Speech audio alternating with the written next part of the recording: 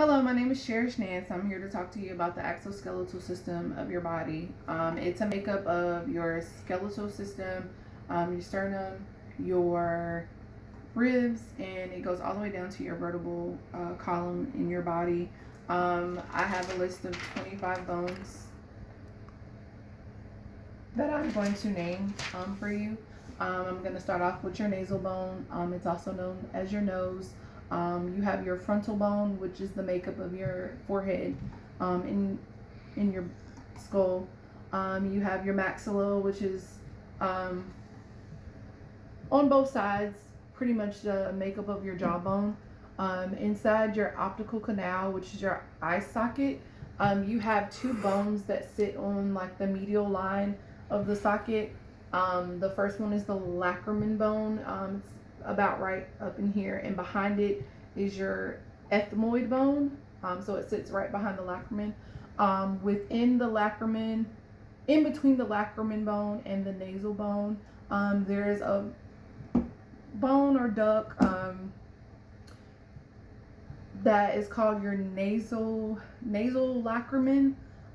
If you ever wonder why when you your nose runs when you cry, that pretty much has something to do with it, and it sits, behind the lacrimal, in between the lacrimal and nasal bone.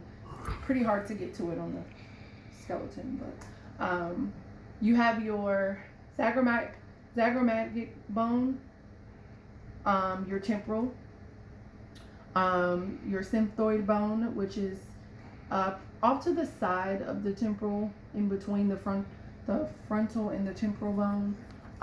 Your external auditory meatus, which is basically external, outside of the ear. Your internal auditory meatus is within the ear, and it goes pretty much into the ear canal, probably about up into like behind the temporal bone. This protrusion right here is the like dip of the skull. That's your mastoid process. And if you look inside, there's like a little pointy end right here. That's called your styloid process. And with your styloid process, kind of behind it, off to the side of it, is your stylomastoid. You have the back of the head, which is your occipital bone. The top of the head, which is split into right and left portions, which is your parietal bone. And if we direct ourselves back to the front of the skull, I forgot to mention your mandible, your mental foramen, which is pretty much your chin. And if you bring the jawline down, you'll see at the top is your mandible condyle. Behind the spring is your mandible notch. So right up in here where my finger sits is like a notch. And then at the bottom, that's your mandible ramus. And I'm gonna take this off. So within the top of the skull, you'll see lines. Kind of resembles squiggly lines, but it's sutures. So like the split of the parietal bone and the frontal bone, that suture is your Cornell suture. It divides the frontal and the parietal. Down the middle, the parietal is split by a suture called the sagittal suture. And in the back of the head, put this back on, you have the lambdoid suture that separates the optical bone from the parietal bone. And off to the side, you'll also see a squiggly suture that splits the temporal bone from the parietal bone, and that's your squamous suture.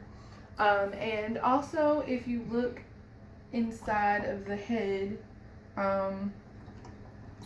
you will see how there's like what would be the indication of a circular portion of where the skull and the vertebral column sit.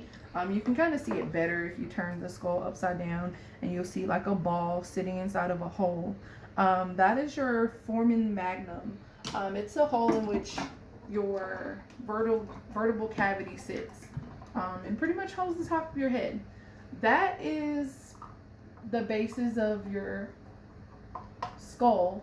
There's of course a lot of other little bones within inside the skull that make up the skull that we didn't discuss, but the rest of the colored portions of the scale is your appendicular skeletal system, which we will talk about in another video. Thanks.